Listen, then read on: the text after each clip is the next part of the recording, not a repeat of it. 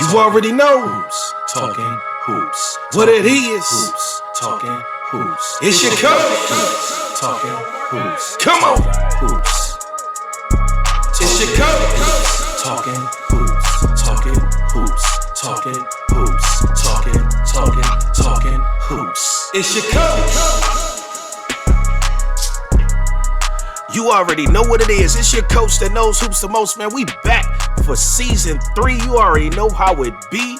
And you know I had to keep y'all in the loop, man. You know Coach Cam is back. I'm off the recruit the men for a little bit. You know what I'm saying? Got to bring the talking hoops because there's a lot of hoops to talk about in 2021. So in 2020, we had a lot of things going on. We had no March Madness. You had the NBA in the bubble. High school started late. No AAU. So, I'm just glad 2020 is over. All right, we made it through 2020. Tip your cap. Not a lot of people had the opportunity to say that they made it through 2020, but we did. We here, and now we can talk more hoops, man. So what's the deal with 2021? Where we at? Where we at with things? This week we're going to talk about a plethora. Yeah, I'm expanding my vocabulary, okay, with this new microphone. A plethora of things to talk about basketball-wise. We got to talk about the NBA, talk about James Harden and Kyrie and KD, how that situation is going. Got to talk some college hoops. The Big Ten's popping off. They've been playing for a while. Best conference in the country. I've been saying that for years. And this is no mistake this year. Going to talk about the Big Ten. The GLIAC are playing back-to-back games that started this past weekend. Going to talk about a few teams and players in the GLIAC.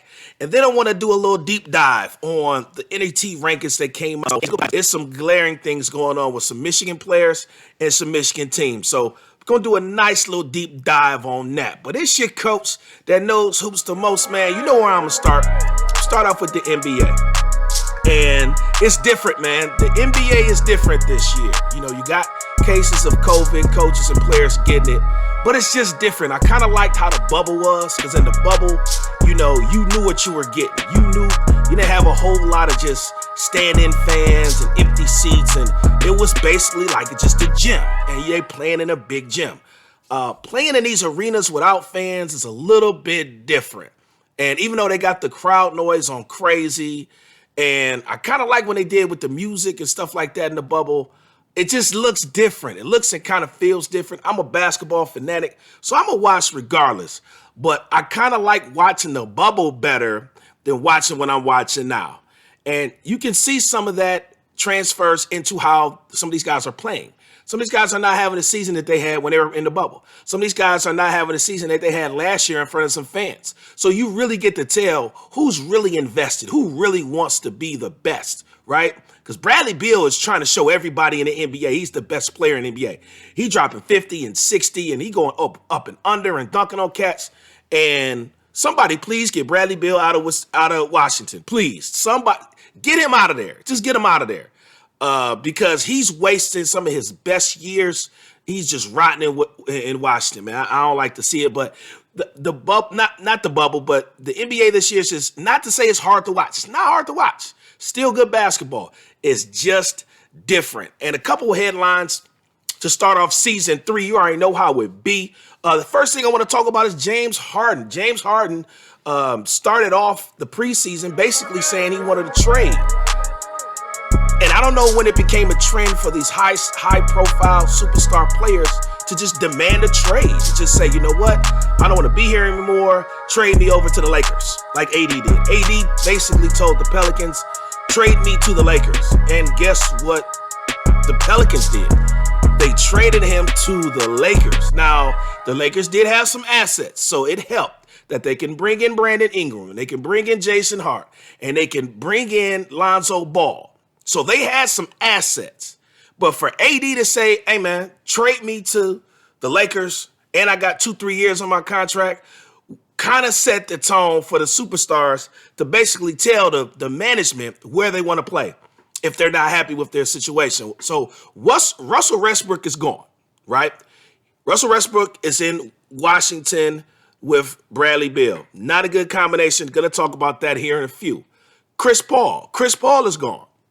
Chris Paul left 2 years ago, but you get what I'm saying. It's just him, basically. It's just him. Now they were able to trade Russell Westbrook for John Wall. So you got something for Russell. But John Wall is just John Wall. I mean, he's not a superstar. He's like a mid-tier player to me. I don't know about you guys. I'm not looking at John Wall as a superstar player. Very good player. Don't get me wrong. Is he all league? No, but he's a very good player. And when you put him alongside of James Harden, I don't know.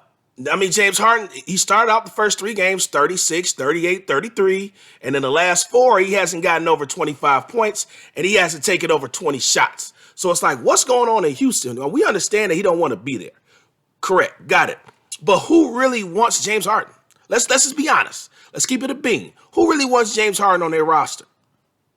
Not too many teams want a 31-year-old guy who could go out and get you 30 and probably 8 or 9 assists and probably won't take you to a championship either. So who's really winning here? Is it best for just James Harden to just keep playing in Houston, getting this money, and if he gets to a championship, good? Or is Philly really saying, I'm really going to give up Joel Embiid or Ben Simmons, who to this day, both of them guys are playing very well. They're playing very well. The Sixers are 3rd in the East right now. They're playing very well. Kind of low-key under the radar. Joel Embiid hasn't been doing any crazy stuff, which is what I like. They stick it to the basketball. Ben Simmons finally made a 3.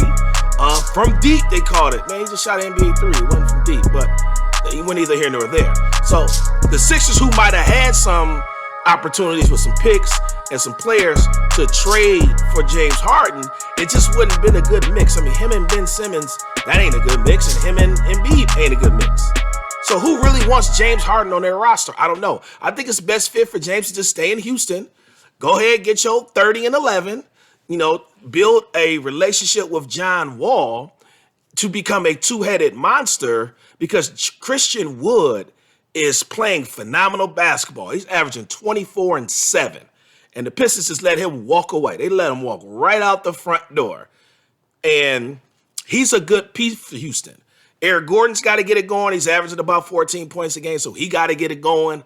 But Houston, not quite sure what they're going to do with James Harden. And I don't see them trading him. So we're going to be watching that throughout the year. So let's talk about the Wizards, man. So they picked up Russell Westbrook. You got Bradley Beal. And that combination is oil and water. I think that combination is worse than Russell and Harden. I think that Bradley Beal and Russell Westbrook are on 2 totally ends of the spectrum basketball-wise. Are they great players? Yes. Do they play great together? No. That tandem is a huge no for me. And you can see when Russell Westbrook is out, Beal goes crazy. Somebody get that man out of Washington, man. Somebody get Bradley Beal out of Washington. He don't need to be there, because he just, first of all, he should have been on the All-Star team last year. I mean, he averaged 30-something and don't make the All-Star team. How? Right? But just get that man out of Washington, man. That's all I'm going to say about that. So who's the best team in the East? Who's the best team in the East? Right now, if you had to place a bet, who you putting your money on? Well, if it's me, I'm not putting my money on none of these East teams. It's a crapshoot. It could be any of them. It could be the Bucks. It could be the Pacers. It could be the Celtics. It could be the Magic. It could be the Heat. Like, you don't know, especially early on in the season. You just don't know. The Greek Freak finally got it going last couple of games. But they struggled out the gate. They picked up Jrue Holiday in the offseason. That was a good pickup for them. Chris Middleton, very good player. He's kind of very up and down, though. Very up and down. Need him to be a little bit more consistent, where he can give you 25. I need 25 a game. I need Michael Redd out of you. I need Michael Redd, right? Because Giannis, he ain't making a 3. So he's going to need some guys around him that can. So Jrue Holiday and Chris Middleton are going to have to pick that up. And Lopez has been solid for them as well. So you got the Bucks. But, I mean, they're not playing like they were last year. Right now, they're number 2 in the East. If it's any team out right now that I like in the East, I like the Celtics. And the reason why I like the Celtics, Jason Tatum and Jaylen Brown is one of the best duos in the NBA. Tatum and Brown, believe it. Come up with some type of nickname for that duo. Those guys, they giving you 50 a game. 25 and 25, each one of them, 50. So you could pencil in everybody else. When they show up, they getting 50. They getting 50, at least. And it might be 60. You let both of them get 30. I mean, these two guys have been playing at a very high level. Tatum has already had 3-game winners already. Season is 11 games in. He's got 3-game winners. Like, if he keeps this up, like I said last season, Tatum is kind of Kobe-ish, man. He is. I'm not saying he's Kobe, but he's Kobe-ish, right? With the game winners, and he's got it on a string now. I mean, Tatum is playing very good basketball. So if I had to go with anybody at the East, I would go with the Celtics right now. They ranked number 1. They're 7-3. But what's up with the Nets, man? What's up with Kyrie? What he doing, man? Somebody go get your guy Kyrie, because he tripping. He tripping. He reminded me of Ricky Williams when he was with the Miami Dolphins, talking about he's going to go on a hiatus and don't ever come back. And then you never saw the same Ricky Williams that was running for Texas. This is what we're seeing with Kyrie. That Kyrie that was in Cleveland, that was getting 40 in Game 7 and hitting the game winner for the chip, we not seeing that Kyrie. This Kyrie, his mind is somewhere else. And hopefully he can get back to basketball, because he's a phenomenal basketball player. But for him taking games off for personal reasons, it's not a good look. And then you go ask KD about it, and KD is kind of to the point where it's like, hey, yeah, man, go talk to your mans. You talk to him. You want to know where Kyrie is? You go ask him. KD is kind of getting tired of it too. And the reason why is because the first couple of games, they was rolling. Both of them, KD, Kyrie, they looking like they straight to the chip. And now they in 11th place. So now you're looking at the Nets and Kyrie's situation. It's like, what's going on? This is one of the better teams in the East, per se, in the first couple of games. And now you look up and they tied for 10th with a 5-6 record. And Kyrie, he ain't gonna be playing in a week. So you might as well, we not gonna hear from Kyrie till you hear from my next podcast. So what's gonna happen in them 3-4 games? Say they drop all 3 or 4. Well, that puts them at like 5-10. And then KD's going to be start scratching his head like, oh, dog, I ain't signed up for this, man. I ain't signed up to not make the playoffs in the East. I ain't signed up for this. So either we fix it, or best believe I'm going to exercise my player clause for a trade, and I'm out of here. And that very well might happen. So we're going to watch KD and Kyrie in that situation. Hopefully Kyrie can get his stuff together, because that dynamic duo is very dynamic when they're on the floor playing. So you got KD and Kyrie. Let's talk about the West, man. The Lakers, they won a championship in the bubble. So shouts out to them. But it's a new season, and they on cruise control. The Lakers are on cruise control. Let's just call it a spade. Cruise control. And guess what? They still the number 1 team in the West. They don't even look interested. AD can go out and get 25-12 with his eyes closed. LeBron can get 19, 8, and 7 with his eyes closed. Them two guys, they chilling, man.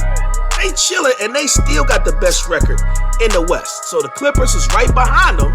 But the thing is, the Clippers got to put forth a lot of energy to be where they're at, and the Lakers don't. And that's the difference between the Lakers and the Clippers right now. The Lakers are on cruise control, even though them young boys, Taylor Hurton Tucker and Alex Caruso, they diving on the floor, they throwing it off the glass. Like, they're bringing them some energy. I mean, Harrell and Schroeder, oh, man, those are 2 great pickups in the offseason. So they picked up some pieces in the offseason that is kind of keeping them more relevant and keeping them going, that they ain't got no film and stuff about. They in cruise control, man. Lakers in cruise control. Just wake them up when a week before the playoffs. That's basically what it is. Just wake them up when we're supposed to really play, and then we'll play. Because right now, they're in cruise control. So who else in the West? I'll tell you what, the Nuggets going from 4th to 10th is a big deal. I don't know what's going on in Denver, but early on in the season, some games they just don't look interested. And Jokic, we called him the best big in the league, and right now he's playing good. But for Denver to be a top 4 or 5 team in the West, he needs to be great. He don't need to just be good. He needs to be great.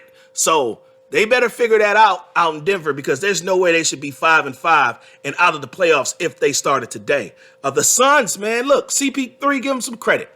CP3, you got to give him credit now. He's won everywhere he's went.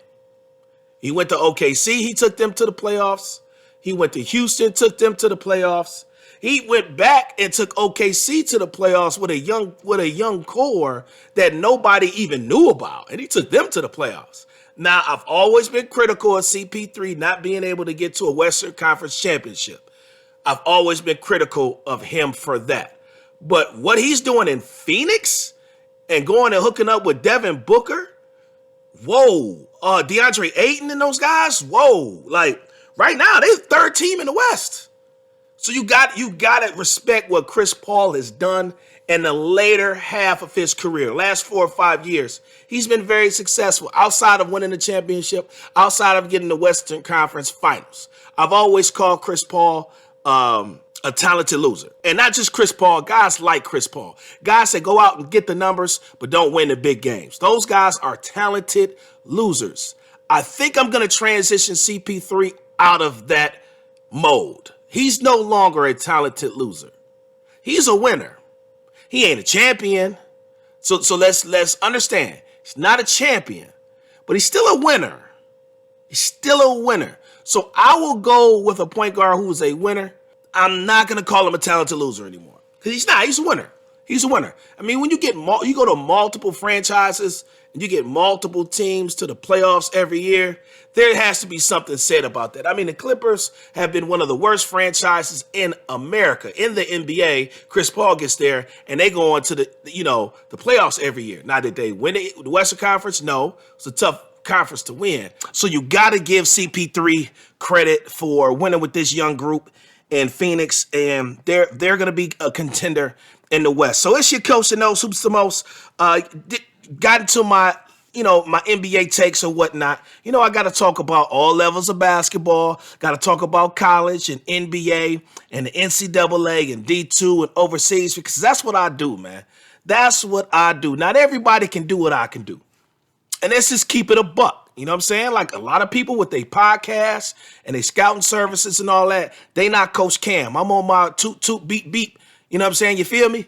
Because what I bring is different, man. I played at all the levels. I coached at all the levels. I've seen it all the players. I mean, I ain't played in NBA, but I've watched enough basketball to totally understand what's going on. And that's why I'm different, man. Coach Cam is different, man. So we gonna keep this party rolling. We always got to talk about college. And one of the things that I like to talk about when we start talking about college is the Big Ten. The Big Ten is the best conference in America. It always has been. It's always been. They're a Power 5 school. The Big Ten is no longer a football conference. The Big Ten is a basketball conference.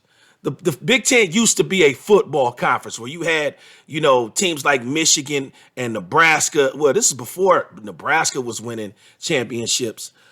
Penn State, Ohio State, big time football, Wisconsin, 4 or 5 teams ranked in the top 10.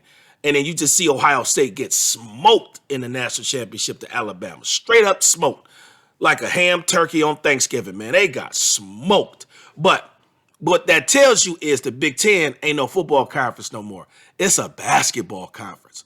Of the 11 of the 12 teams, and we mentioned the NET rankings, these teams are all ranked in the top 100 outside of Nebraska.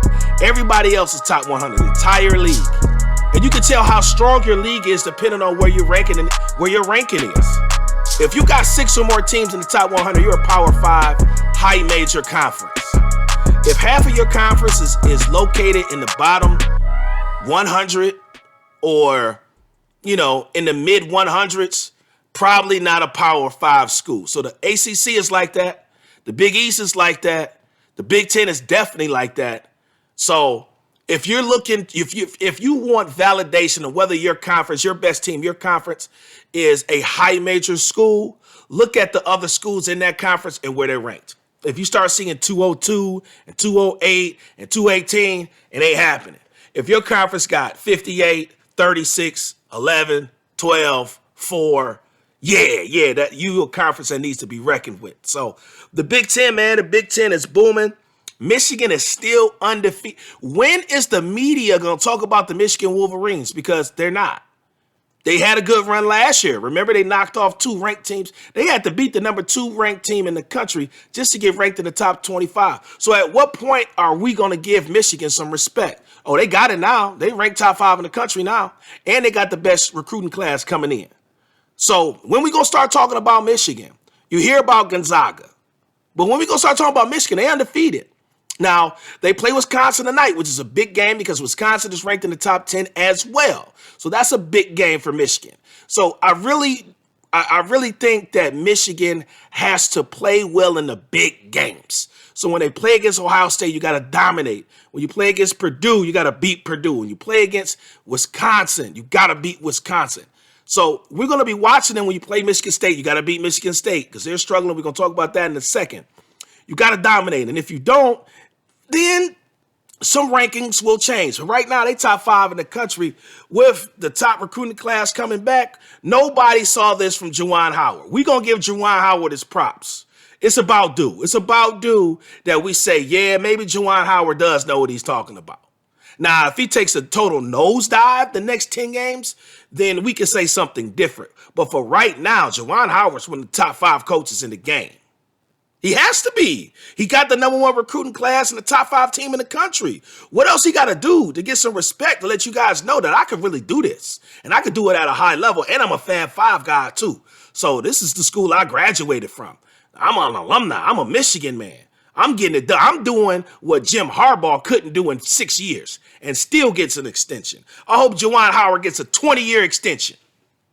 Go ahead and sign up for 20 years. If you're going to bring Jim Harbaugh back, if you're willing to do that, then you're willing to sign Juwan Howard for the next 20 years. I need a 20-year, $200 million contract for Juwan Howard. Put it on the books because he's worth every penny right now. He's worth every penny. Top 5 in the country, number 1 recruit class, yeah. Yeah, they like that. They like that. He basically has told Izzo, hey, move over, dog. Move over. Yeah. You and your Michigan guys, move over a little bit. Even though the Michigan guys are playing well. Hey, man, I could do that too.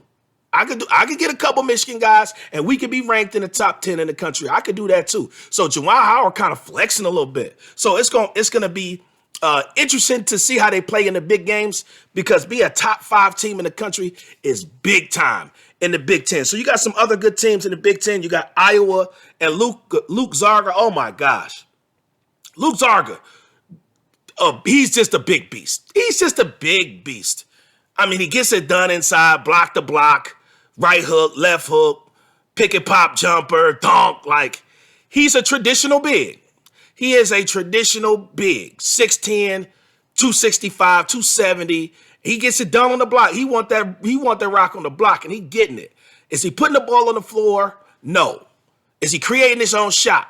No. So those are going to be things that he's going to have to do to expand his game if he wants to be able to play at the next level, if he wants to be able to play in the NBA, because NBA is all about creating your own shot. If you can't create your own shot, you can't play in NBA. You can't. And when I look at a draft board and he's ranked number 43, that says a lot. He's the number 2 player in this position is ranked 43 on a draft board. So that's telling you that if he's number 2 in this position, they not looking for traditional bigs to play in the NBA. They are not. They're not. Hunter Dickerson is a beast for Michigan. He should be on the draft board too, but he's not. Them traditional bigs, man. There's something about them traditional bigs in the NBA. I'm not quite sure what they're going to do, but they're going to do something. So that's Michigan, man. Best team in the Big Ten, one of the best teams in the conference. I want to see what they do against Iowa. I want to see what they do tonight against Wisconsin, how they play against Illinois. They've got a tough schedule coming up. They're at Iowa. They're at home against Indiana, Illinois. So we're going to really find out these next 4 games if Michigan is really real or not. If they really will, they go 4-0. If they're pretty good, they go 3-1. If they're just a little too soon, they split. And if they do something worse than a split, then they might have been a fraud. So I don't think they're a fraud. I think they are where they're supposed to be because Sade Brown was a phenomenal transfer from Wake Forest. He's been playing very well for them. Isaiah Livers has been playing very well for them. Hunter Dickerson, oh my goodness. Like Sinead would say, oh my goodness. Yeah, he that deal, man. Maryland should be kicking themselves in the head for letting him get away. And then he tried to get off like, yeah, Maryland wasn't recruiting me. I don't believe that. There's no way Dre is going to let Dickerson commit to Michigan unless he recruited him before he got there.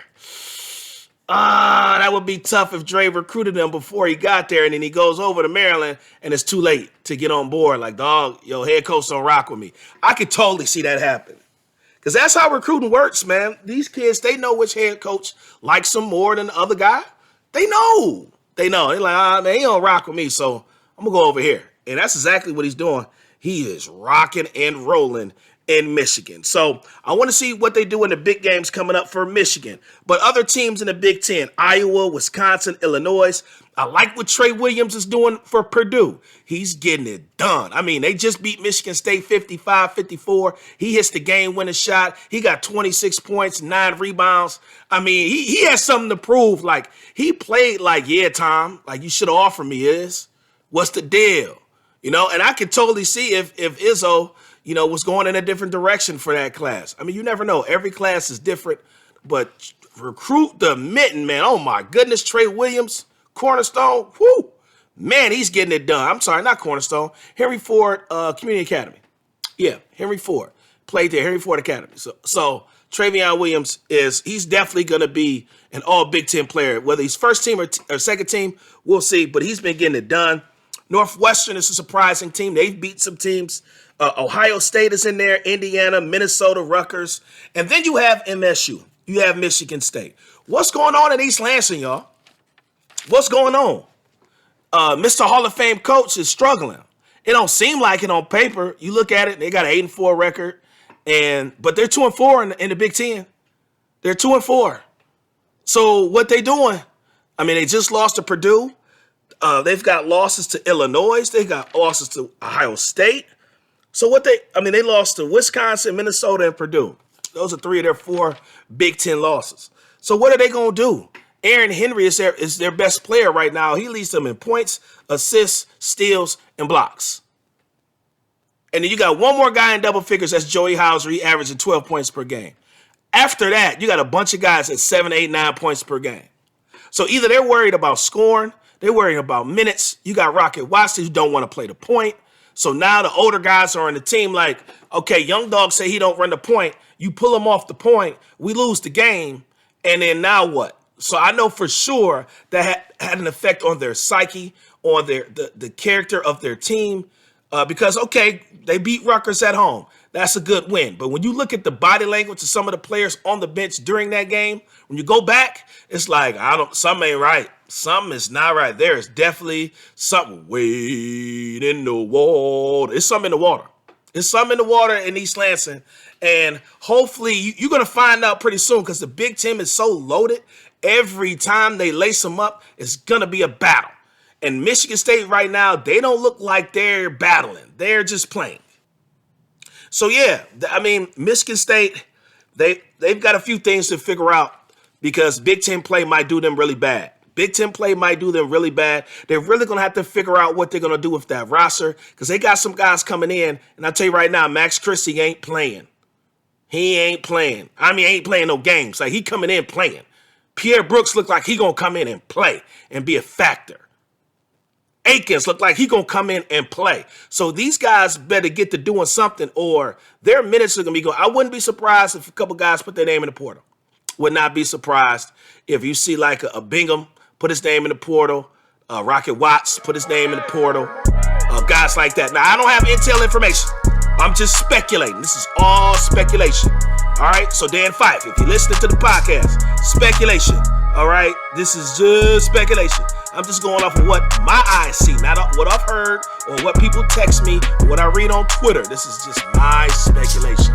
So don't run with it. I know ESPN ain't listening to my podcast, so they can't chop it up and put it on TV. But that's just my take. I think a couple of them guys going to end up transferring. Izzo has done a great job at keeping guys at Michigan State. But in this transfer era, and you're getting a free year, guys are going all over the place. They putting their name in the portal first chance they get. First chance they get. They have a discrepancy on some playing time, playing a position they don't want to play. They're like, I'm just going to put and it's to the point where you don't have to tell the school. You can just basically say, I'm through, I'm done. And it's nothing the school could do. They got to release you. You got to put your name in the portal, and they have to follow all the protocols, so they cannot stop you. So I wouldn't be surprised if you see a couple of these guys, like, I'm going to try another spot. Maybe it just didn't work out. And that happens all the time. I don't think why Michigan State would be a team other than anybody else. Sometimes it's just not the right fit. Rashad Williams wasn't the right fit at Cleveland State. He goes to Oakland, and then now he's dropping 30s and 40s. He dropping, 28, 30 on Oklahoma State? He put 32 on Michigan State. Like, he just wasn't a good fit in Cleveland State of what they tried to do. At Oakland, he's a good fit. Now, is Oakland tearing it up? No. But Rashad Williams is. So sometimes it's just not the right fit, and that's okay. It's a couple guys on the Michigan State roster. It's just not the right fit. And they probably need to go elsewhere. So we're going to watch that situation. But the Big Ten is worthy of your watch this season. The GLIAC. The GLIAC started this weekend. And if you don't listen to my podcast, it's your first time listening to my podcast. Thank you. I appreciate you listening. But I'm going to talk about the GLIAC. What is the GLIAC? It's the Great Lakes Interscholastic Athletic Conference. It's one of the best Division II conferences in the country. It's right here in Michigan. We've got a bunch of D2 schools here in Michigan, and these guys go at it every Friday and Saturday or Saturday and Sunday. It used to be Thursday and Saturday, but now because of COVID, they got to play back-to-backs. They got to play back-to-back. So you're going to play one team one night, and you're going to come right back and play that same team the next night or afternoon. So you're going to find out which one of these coaches can coach. You're going to find out if some of these programs can recruit some players. Because if they can't coach and they can't recruit, you're going to find out real fast. And this weekend, you had a couple teams that dropped both games on the road. Both games. Well, actually, Davenport, they dropped 2 games at home. And that other school I used to coach at, they dropped 2 games at the road. They played Grand Valley. Grand Valley is a national contender this year. They will be a national contender. So losing to them, I mean, you really probably wasn't going to beat them anyway. Let's just be honest. The top teams in the GLIAC right now, in my opinion, you got Grand Valley that's right there. You got Wayne State that's going to be there. Ashland always is going to be pretty good. Northwood is off to a good start, 2-0, but they beat Davenport. And I think Davenport's going to be one of the worst teams in the GLIAC this year. So that doesn't really hold a lot of weight. But you're going to have a lot of teams just battling every night, splitting. They playing back-to-back, they split. The whole North Division split. Lake State, Michigan Tech, Northern Michigan, Parkside, Purdue Northwest, and Ferris. They all split. One team won the first game, the other team won the second game. And that happened throughout the league outside of Grand Valley and Northwood. They swept. Wayne State and Ashland did the same thing. Ashland split with Ferris. So Ferris is going to have, I'm not going to say they're going to have a rude awakening, but for them to be a top 3 team in the GLIAC this season, you're going to have to get All-American Walter Kelser at 28, 29, 30 points per game. He's got to really light it up for them to be top 3 team in the GLIAC this year. Because you got some teams like Lake State that got some players from the Metro Detroit area. And we talked about it on the Recruit the Mitten podcast, but we haven't had a chance to talk about it on this podcast. Lake State, they get 3 recruits from the same school, Ann Arbor Huron, to commit to their school from the 21 class. Same school. They passed by 5 or 6 GLIAC schools to go to Lake State. Now, the AD at Lake State has put a heavy emphasis on Michigan players. And I put out a stat. I placed it on my Twitter feed. I wanted people to know which one of those GLIAC schools are really recruiting Michigan guys. That's why I put it out. That's why I put it out there, because you need to know which one of these schools is recruiting Michigan guys. Because if they're not recruiting Michigan guys and I coach in Michigan, well, I kind of want my players to go there.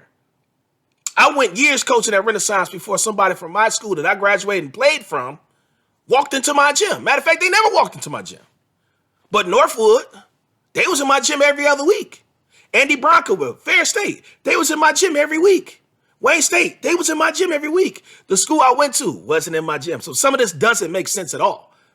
That doesn't make sense for Lake State to get 3 guys committed to their school from one high school. And all 3 of them can play in the GLIAC. And then you look at their roster again, it's like, man, Nigel Cobin's a really good player. Where he played at River Rouge. How'd you get a guy from River Rouge to come all the way to the UP? How'd you get Keemon Bassett to play the Detroit King out of Schoolcraft to come all the way to the UP? Some of these schools, either they got comfortable or they just don't want Michigan players. So this was the image that I put on Instagram. I put up the school and how many players on their roster are from Michigan. So here's the numbers. by the numbers. These are facts. This is not something, this is not a guess. This is a fact. Lake State leads the GLIAC with most players from Michigan. They got 14 players from Michigan. Wayne State, second, tied with Lake State, 14 players from Michigan.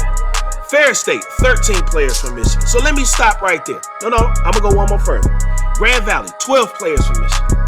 So you've got one of the best teams in the GLIAC, which is Grand Valley. The team that won the national championship 3 years ago at Ferris State.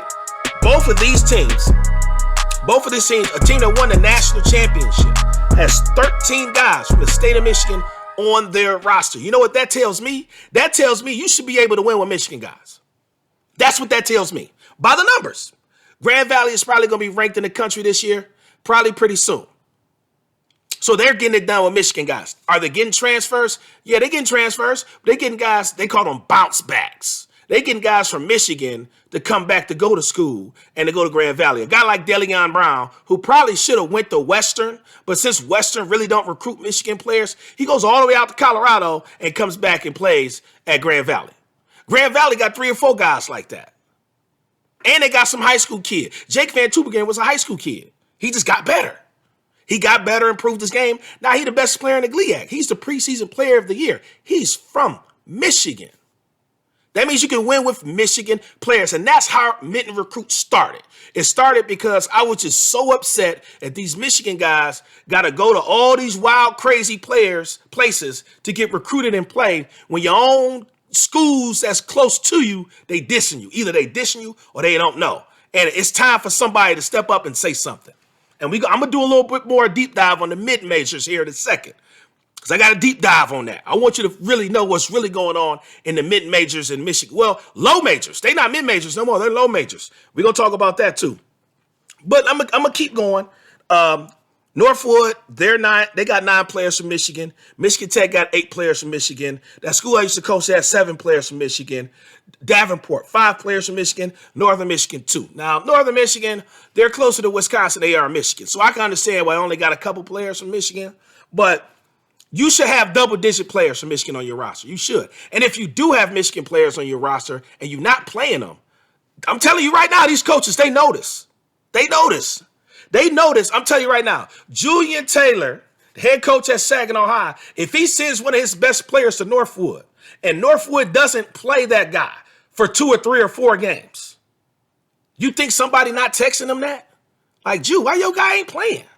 He like, man, I don't know. I'm trying to stay out the way. Let me find out why he ain't getting no clock. So don't just get Michigan players and just have them right on your roster not getting no minutes. No, people notice.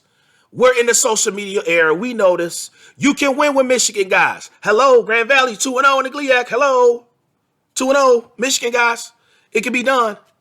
Hello, Fair State, National Championship. Michigan guys, hello, it can be done. Not to say that you can't have guys from Ohio who are good players. Miles Ballou is a good player. Very good player. One of the best players in the GLIAC. He got to go somewhere. Now, I need to talk to the Ohio schools. How you let Miles Ballou get away? Miami Ohio didn't want him. Youngstown State didn't want him. So he got to play somewhere. So you have some of that does go into play. I'm not saying your whole roster needs to be from Michigan, even though you got some of the best teams in the GLIAC who are primarily have Michigan players. I'm not saying your whole roster needs to be from Michigan. However, when people look at your roster, they need to be like, oh, yeah, I remember that kid. Okay, I remember him. Oh, okay. Like, I might want to come and see these guys play. But if you got guys from Milwaukee and Florida and New York and Texas, we don't know them guys. So what's the incentive of us Michigan people following your team? We're not. We're going to follow, and don't get mad when you hear people always talking about Grand Valley, or always talking about, why do you think people always talk about Grand Valley and Ferris? Because they're us, they're homegrown, they're us, they're one of us, we know them, we know the guys on their roster, they went to our high schools, they played for our AAU teams, they played in our events. Them dudes from out of state didn't. Not to say that they can't play. They didn't. So we going to take care of our own. It is what it is. So don't get mad when people talking about Grand Valley and Ferris. They got Michigan. Between the two, they got 27 guys from Michigan. It could be done. It can be done, and it should be done. But I want to talk about one GLIAC school in particular, Wayne State. This ain't the Wayne State that you didn't have the last 3 years. I'm putting that on wax. They are dangerous.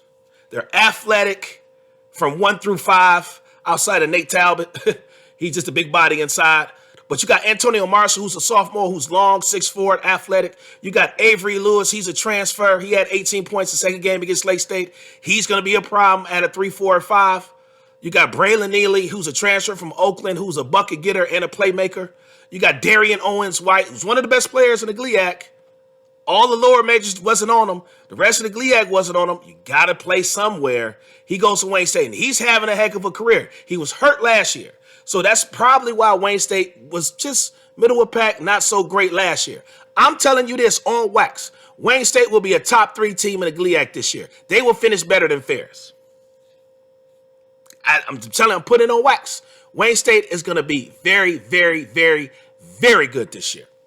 Darian Owens-White, and Braylon Neely. It ain't too many guards in the GLIAC that could guard both of them. I'm just going to be quite honest with you. And with the athletic pieces that are around, LJ LaDuff, LJ Wolf, I forget how you say his name. He can play too. They got players on this roster. So when you look at their roster, you like, oh, snap, he can play. And you like, oh, okay, them 3 guys, oh, man, they can play too. Oh, I remember him. He played at this high school, went to that JUCO. Yeah, they got players, man. They got players. And Lake State got players too. Keymon Bassett out of King is a player to watch in the GLIAC this year. Nigel Colvin, those 2 guys are guys that they're going to make their name known. They're going to make all them teams that passed up on them hurt. Like, man, why didn't we get Nigel Colvin, man?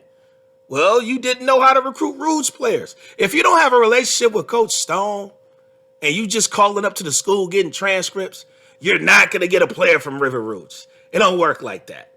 Now, if I was in the GLIAC, Stone would just send me a couple. Guess who's elite camp Nigel Colvin was at? Mine. I had them Rouge guys up. Nah, it ain't up to me to recruit them.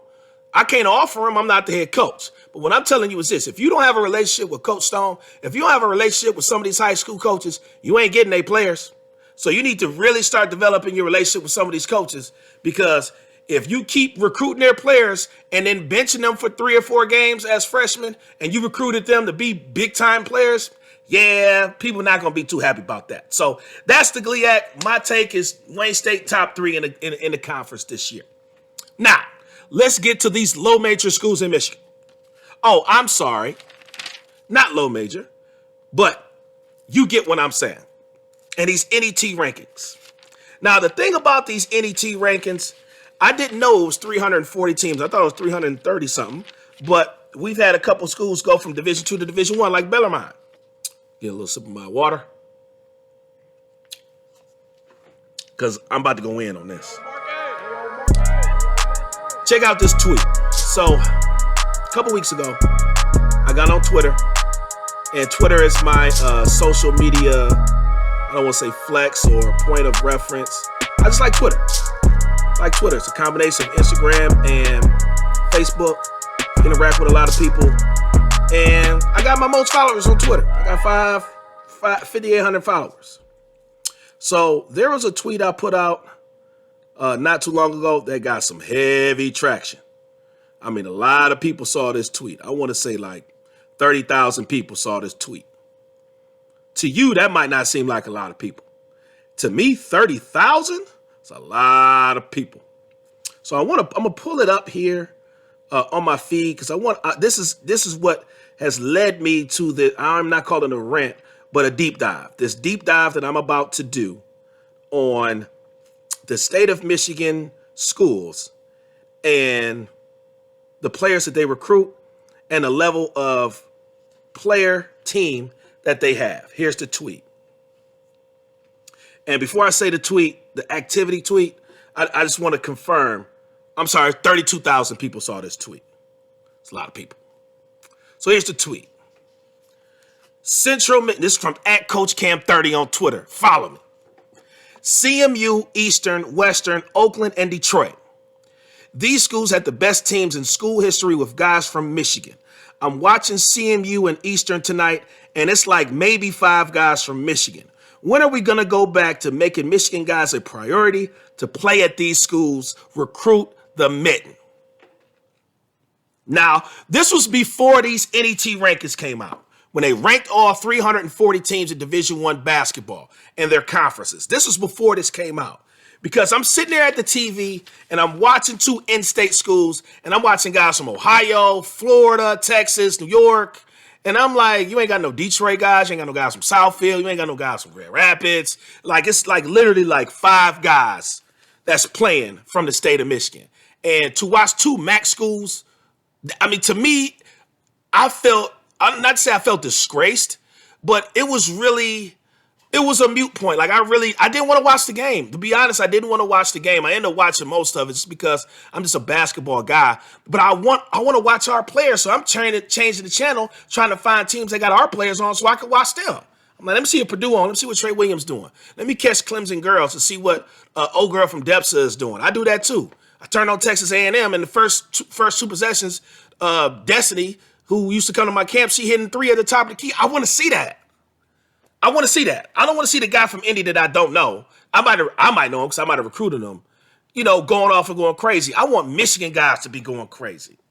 So I'm looking at these NET rankings, and I was like, okay, the first place I started was, where does each state or each school in the state rank? So the best school right now is Michigan. They're 4th. When these came out, they were 6th. Right, so I'm just going to give you the rankings when they came out 2 weeks ago. They might have changed slightly. I checked it, but it's not too much. So Michigan was at 6.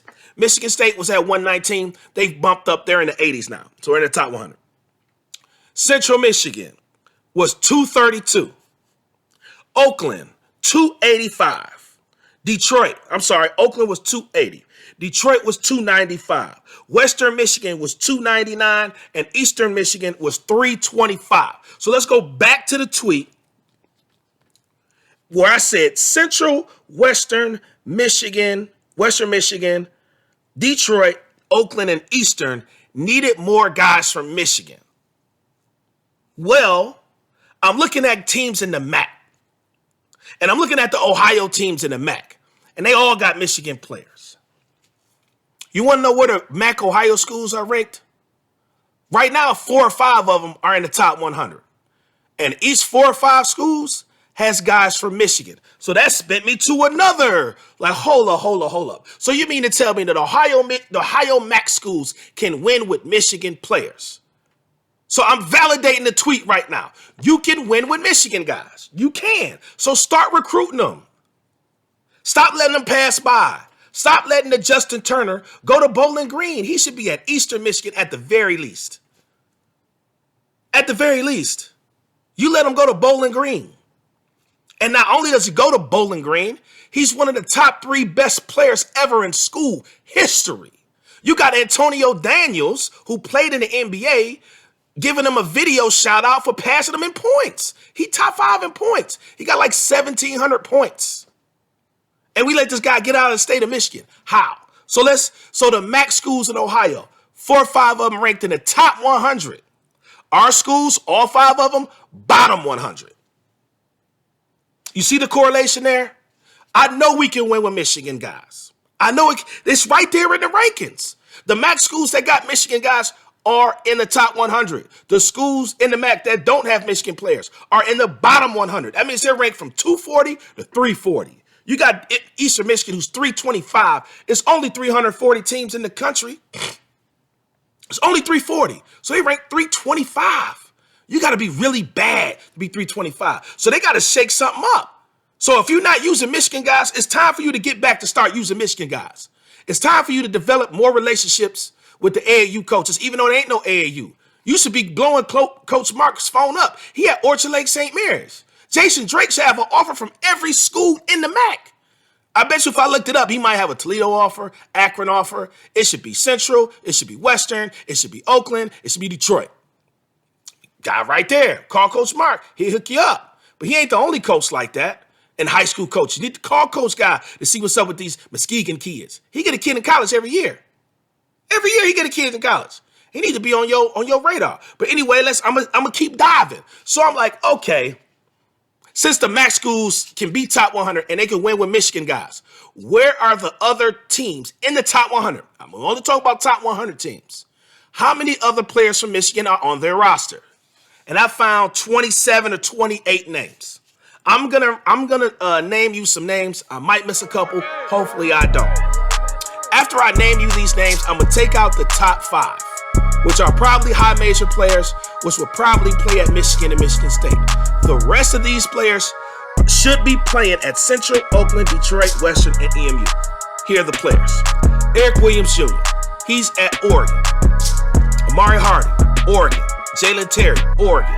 Nolan Foster, Ohio. Dwayne Washington, Ohio State. Travion Williams, Purdue. Matt Nicholson, Northwestern.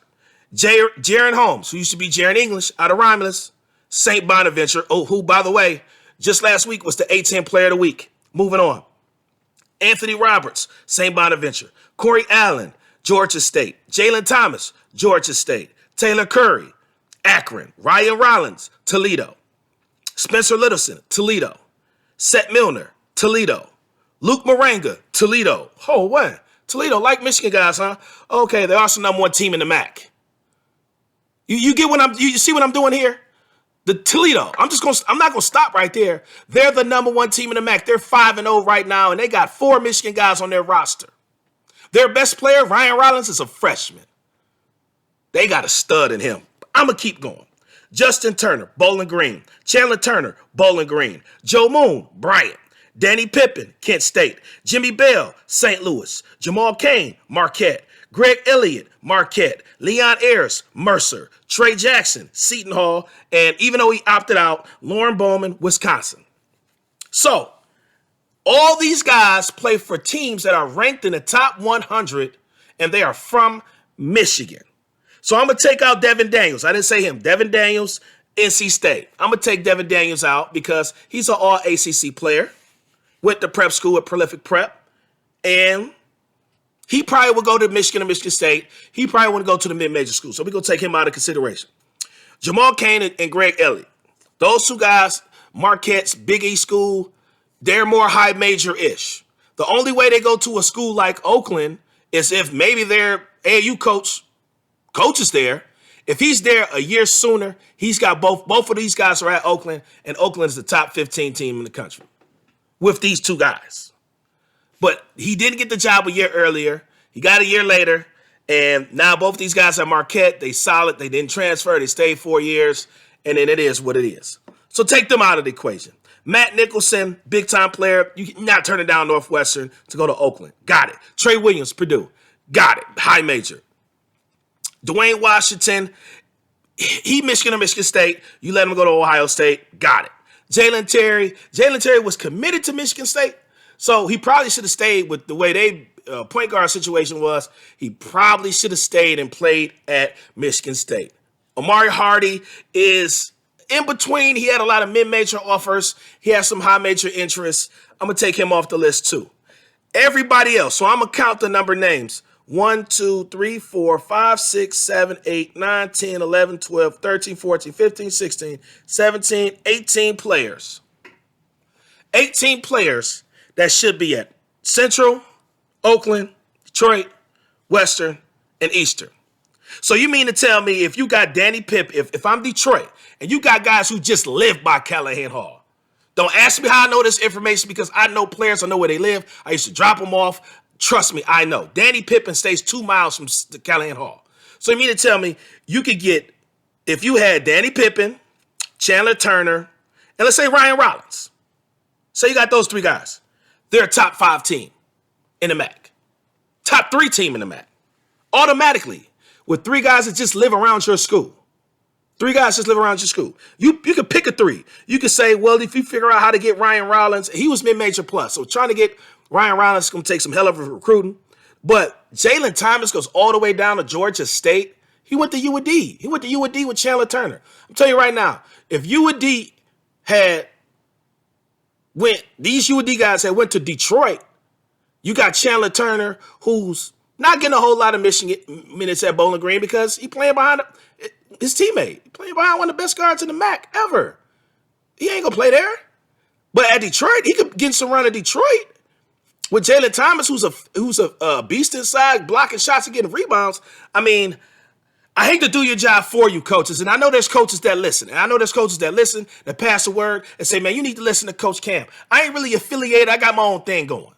My wife is like, are you going to burn bridges by doing this stuff? At this point, I turned 40 in 10 days. I don't care. 9 days. I don't care.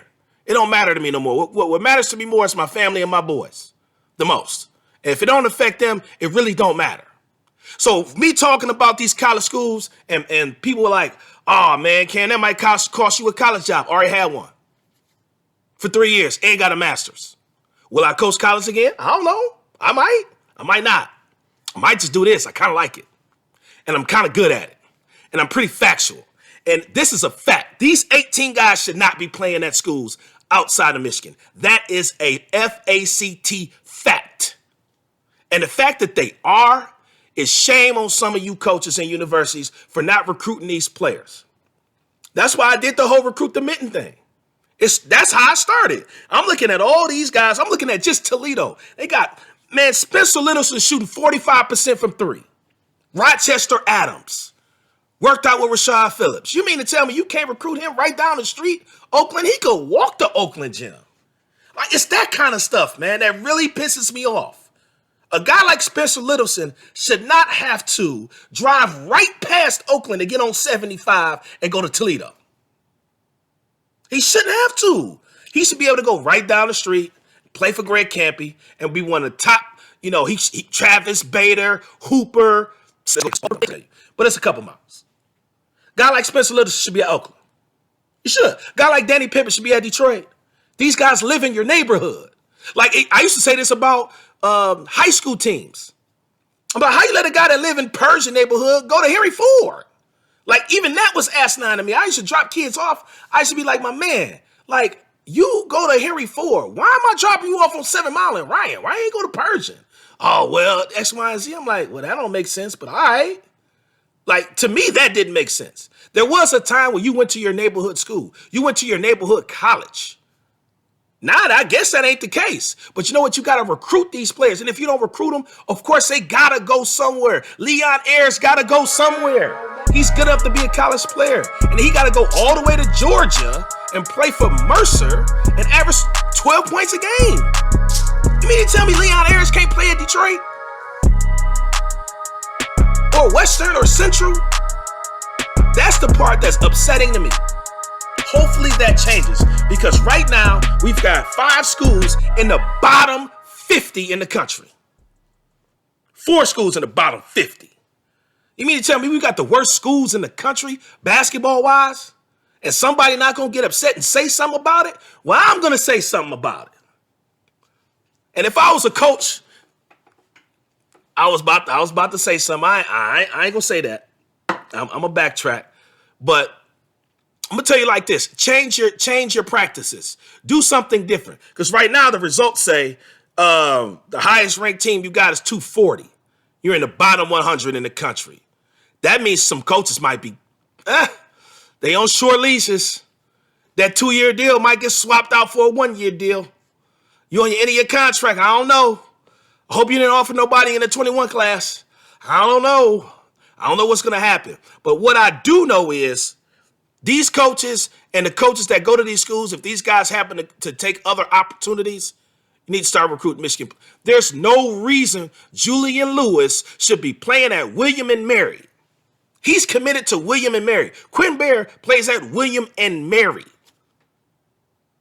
You want to know how close Julian Lewis plays in distance to Eastern Michigan University?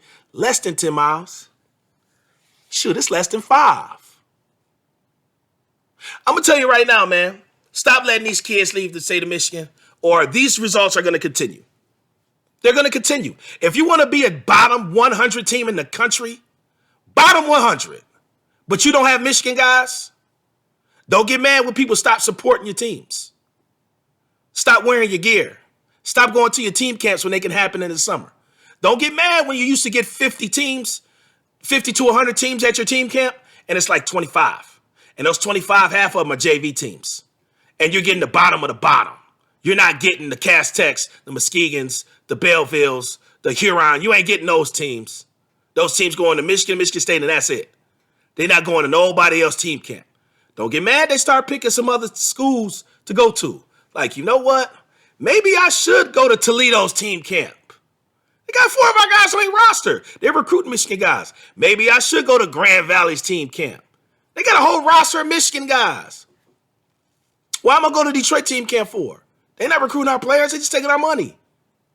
That's the bottom line. So either y'all start changing your practices or this is going to continue. So I just wanted to back my tweet up with some facts, some factuals, some things that, oh, yeah, that makes sense. If they bottom 100 in the country and they don't have Michigan guys, yeah, that does kind of make sense. But it's your coach that knows hoops the most. Time to really in episode 1, season 3. You already know how it be. Remember, go to MittenRecruit.com. Follow Mitten Recruit on Twitter at Mitten Recruit to hear everything about Michigan recruits. Because since they don't go to Michigan schools, somebody got to get them. You know, they can't all go to the GLIAC. Some got to go mid-major. Some got to go low major. Some got to go high major. Somebody got to recruit these players. So make sure you go to my website so you know who to recruit. Because you know that I'm the guy, I'm the coach that knows hoops the most. It's your coach, Coach Cam, and I'ma holla at y'all, man. Peace. It's your coach.